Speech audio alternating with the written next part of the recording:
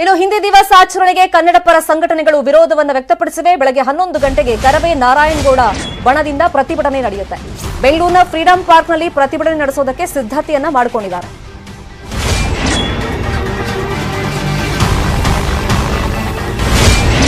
ಹನ್ನೊಂದು ಗಂಟೆಗೆ ಕರವೇ ನಾರಾಯಣಗೌಡ ಬಣದಿಂದ ಪ್ರತಿಭಟನೆಯಾದರೆ ಮಧ್ಯಾಹ್ನ 12:15 ವಾಟಾಳ್ ನಾಗರಾಜ್ ಅವರು ಪ್ರತಿಭಟನೆಯನ್ನ ಮಾಡ್ತಾರೆ. ಮೈಸೂರು ಬ್ಯಾಂಕ್ ಸರ್ಕಲ್ನಲ್ಲಿ ಕೆಲ ಕನ್ನಡ ಪರ ಸಂಘಟನೆಗಳಿಂದ ವಾಟಾಳ್ ನಾಗರಾಜ್ಗೆ ಬೆಂಬಲ ವ್ಯಕ್ತವಾಗುತ್ತೆ ಅನ್ನೋ ಇನ್ಫಾರ್ಮೇಶನ್ ಕೂಡ ಸಿಕ್ಕಿದೆ.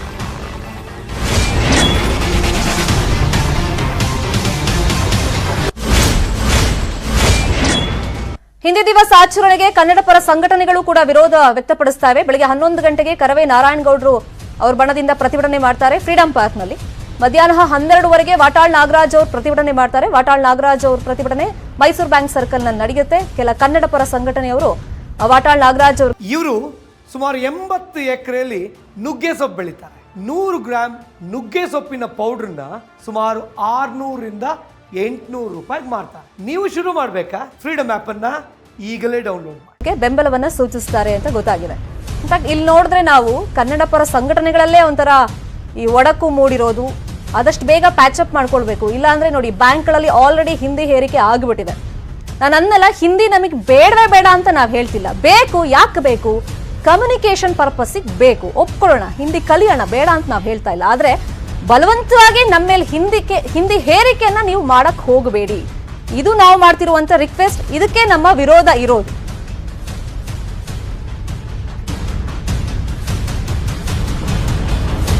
ಹಿಂದಿ ಕಡ್ಡಾಯಕ್ಕೆ ವಿರೋಧ ಯಾಕೆ ಅಂದ್ರೆ ರಾಜ್ಯದ ಬಹುತೇಕ ಬ್ಯಾಂಕ್ಗಳು ಈಗ ಹಿಂದಿಯಲ್ಲಿ ಅರ್ಜಿ ಕೊಡ್ತಾರೆ. ಈಗ ಹಳ್ಳಿಯವರು ಏನು ಮಾಡಬೇಕು? ಹಿಂದಿ ಓದಕ್ ಬರಲ್ಲ ಅಥವಾ ಅರ್ಜಿಯನ್ನ ಫಿಲಪ್ ಮಾಡಕ್ ಬರಲ್ಲ, ಕನ್ನಡ ಮಾಯ ಆಗ್ಬಿಟ್ಟಿದೆ. ಬ್ಯಾಂಕ್ ನೇಮಕಾತಿಯಲ್ಲೂ ಅಷ್ಟೇ ನೀವು ನೋಡಿ, ಹಿಂದಿ ಕಡ್ಡಾಯವಾಗಿ ಬರಬೇಕು, ಹಿಂದಿ ಬಲ್ಲವರಿಗೆ ಮಾತ್ರ ಪ್ರಾಶಸ್ತ್ಯ ಇರೋದು. ಇನ್ನು ಹಿಂದಿ ಪ್ರಚಾರ ಇರಲಿ, ಹಿಂದಿ ಹೇರಿಕೆ ಬೇಡ ಅನ್ನೋದು ವಾದ. ಪ್ರಚಾರ ನೀವು ಮಾಡ್ಕೊಳ್ಳಿ, ನಾವು ಬೇಡ ಅಂತ ಹೇಳಲ್ಲ, ಕಲೀರಿ ಕಮ್ಯುನಿಕೇಶನ್ ಪರ್ಪಸ್ಗೆ.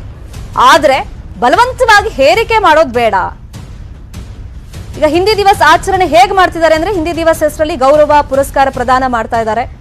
ಇದು ಯಾವ ತರ ಚಾಲ್ತಿಗೆ ಬಂತು ಈ ಆಚರಣೆ ಅಂತ ನಾವು ನೋಡೋದಾದ್ರೆ, ಶುರು ಹೆಂಗಾಯ್ತು? ಹಿಂದಿ ದಿವಸ್ ಬೋಹರ್ ರಾಜೇಂದ್ರ ಸಿಂಹ ಸ್ಮರಣಾರ್ಥ ಈ ಆಚರಣೆಯನ್ನ ಮಾಡ್ತಿರೋದು. ಅವರ 50ನೇ ಹುಟ್ಟುಹಬ್ಬವಾದ ಸೆಪ್ಟೆಂಬರ್ 14ನೇ ತಾರೀಕು 1949ಕ್ಕೆ ಈ ಆಚರಣೆಗೆ ಬಂತು. ಇನ್ನು ಆಡಳಿತ ಭಾಷೆಯಾಗಿ ಹಿಂದಿ ಘೋಷಣೆ ಮಾಡಿದ್ರು. ನೆಹರು ಪ್ರಧಾನಿಯಾಗಿದ್ದಾಗ ಆಡಳಿತ ಭಾಷೆ ಅಂತ ಮಾಡಿದ್ರು. ವಿಶ್ವದಲ್ಲಿ ಅತಿ ಹೆಚ್ಚು ಮಾತನಾಡುವಂತ 4ನೇ ಭಾಷೆ. ಕೇಂದ್ರ ಸರ್ಕಾರ ಇದನ್ನೇ ವಾದ ಮಾಡ್ತಿರೋದು. ಹಿಂದಿ ಭಾರತದಲ್ಲಿ ಅತಿ ಹೆಚ್ಚು ಯೂಸ್ ಮಾಡುವಂತ ಲ್ಯಾಂಗ್ವೇಜ್ ಆಗಿದೆ. ಇಂಗ್ಲಿಷ್ ತರ ಹಿಂದಿಯನ್ನು ಸಂಪರ್ಕ ಭಾಷೆ ಮಾಡಬೇಕು. ಭಾಷೆಯ ಪ್ರಚಾರಕ್ಕೆ ಕೇಂದ್ರ ಸರ್ಕಾರ ಒತ್ತನ್ನ ಕೊಡ್ತಾ ಇದೆ. ಇನ್ನು ದೇಶದಲ್ಲಿ 12 ಕೋಟಿ ಜನಕ್ಕೆ ಹಿಂದಿ 2ನೇ ಭಾಷೆಯಾಗಿದೆ. ಆದ್ರೆ ಈಗ ಕೇಂದ್ರ ಸರ್ಕಾರ ಕೊಡ್ತಾ ಇರೋದು ಒಂದು ಸಂದೇಶ ಅಂದ್ರೆ, ಹಿಂದಿಯೇತರ ರಾಜ್ಯಗಳಿಗೆ ಒಂಥರ ಎಚ್ಚರಿಕೆಯ ಕರೆಗಂಟೆ ಇದು. ಅವರು ಉದ್ದೇಶ ಇರೋದು ಇಲ್ಲೂ ಹಿಂದಿ ಮಯ ಮಾಡಬೇಕು ಅಂತ. ಆದ್ರೆ ಇಲ್ಲಿನವ್ರೀಗ ಅಪೋಸ್ ಮಾಡ್ತಾ ಇದ್ದಾರೆ, ಎಸ್ಪೆಷಲಿ ಸೌತ್ ಇಂಡಿಯನ್. ನಾನು ಆಗ್ಲೇ ಹೇಳದ್ನಲ್ಲ, ಇಲ್ಲಿನ ಪ್ರಾದೇಶಿಕ ಭಾಷೆಗೆ ನಾವು ಒತ್ತನ್ನ ಕೊಡ್ತಾ ಇದ್ದೀವಿ.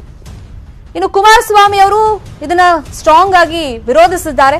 ಮೊನ್ನೆ ಅವರು ಇನ್ಫ್ಯಾಕ್ಟ್ ಸಿಎಂ ಬಸವರಾಜ ಬೊಮ್ಮಾಯಿಗೆ ಒಂದು ಪತ್ರವನ್ನು ಬರೆದಿದ್ದಾರೆ. ನೀವು ಕನ್ನಡಿಗರಿಗೆ ಮಾಡಿದಂತ ಅವಮಾನ ಆಗುತ್ತಿದ್ದು, ಒತ್ತಾಯ ಪೂರ್ವಕವಾಗಿ ಹೇರಿಕೆ ಮಾಡಕ್ ಬರಬೇಡಿ. ರಾಜ್ಯದ ಜನತೆಯ ತೆರಿಗೆ ದುಡ್ಡಲ್ಲಿ ನೀವು ಹಿಂದಿ ದಿವಸ್ ಆಚರಣೆಯನ್ನ ದಯವಿಟ್ಟು ಮಾಡಬೇಡಿ ಅಂತ ರಿಕ್ವೆಸ್ಟ್ ಮಾಡಿದ್ದಾರೆ.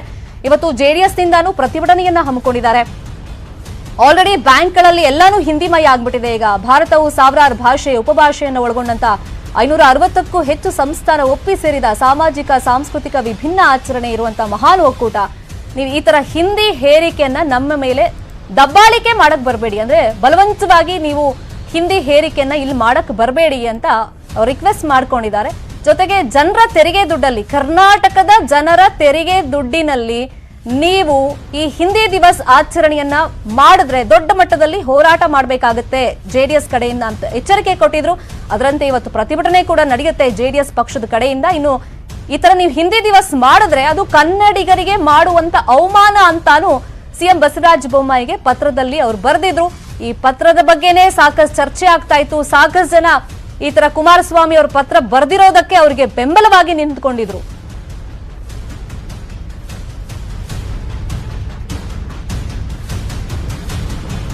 ರಾಷ್ಟ್ರೀಯ ಪಕ್ಷಗಳು ಹಿಂದಿನಿಂದಲೂ ಹಿಂದಿ ಭಾಷೆಯನ್ನ ದೇಶದ ಹಿಂದಿಯೇತರ ರಾಜ್ಯಗಳ ಮೇಲೆ ಹೇರುವಂತ ಪ್ರಯತ್ನಗಳನ್ನು ಮಾಡ್ತಾ ಬಂದಿದೆ. ಈ ನಿಲುವನ್ನ ಪ್ರಾದೇಶಿಕ ಪಕ್ಷವಾದಂತ ಜಾತ್ಯತೀತ ಜನತಾದಳ ಅಂದ್ರೆ ಜೆಡಿಎಸ್ ಬಲವಾಗಿ ಅಪೋಸ್ ಮಾಡುತ್ತೆ. ಬಲವಂತವಾಗಿ ಯಾವುದೇ ಒಂದು ಭಾಷೆಯನ್ನ ಹೇರಿಕೆ ಮಾಡೋದು ಪ್ರಾದೇಶಿಕ ಅಸಮಾನತೆಯ ಸಂಕೇತ ಅನ್ನೋದು ಕುಮಾರಸ್ವಾಮಿ ಅವರ ವಾದ.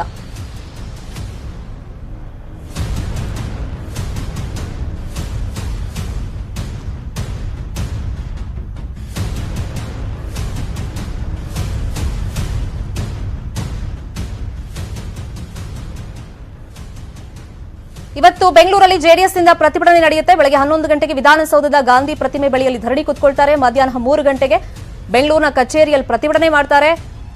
ಪ್ರತಿಭಟನೆ ಮಾಡೋ ಕಾರಣ ಪ್ರಾದೇಶಿಕ ಅಸಮಾನತೆ ಅಂತ ಕುಮಾರಸ್ವಾಮಿ ಅವರು ಕಿಡಿಕಾರಿರೋದು. ಅಂದ್ರೆ ಬಲವಂತವಾಗಿ ಯಾವುದೇ ಒಂದು ಭಾಷೆಯನ್ನ ಹೇರಿಕೆ ಮಾಡೋದು ಅದು ಪ್ರಾದೇಶಿಕ ಅಸಮಾನತೆ ಸಂಕೇತ ಆಗುತ್ತೆ. ಹಾಗಾದ್ರೆ ಕೇಂದ್ರ ಸರ್ಕಾರದ ಉದ್ದೇಶವೇನು? ಹಿಂದಿಯೇತರ ರಾಜ್ಯಗಳಲ್ಲಿ ಏನ್ ಮಾಡಕ್ ಹೊರಟಿದ್ದಾರೆ?